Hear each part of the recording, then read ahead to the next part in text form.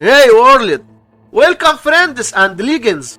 In this epic vlog, we wanted to find the value of this expression 70 divided by 1 over 31 then times 31. Let's go and start solving the problem. We have 31 divided by 31 which equals 1.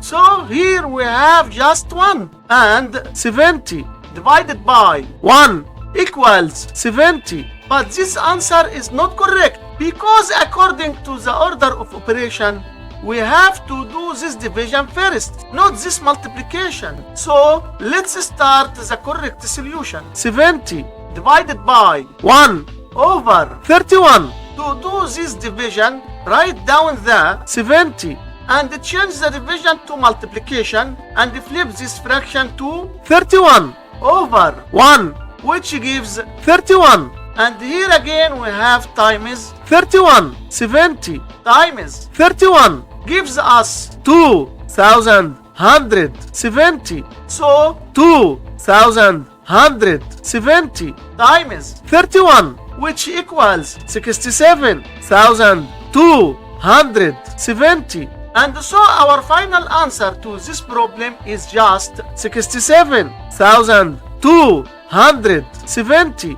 Thanks for watching and don't forget to subscribe.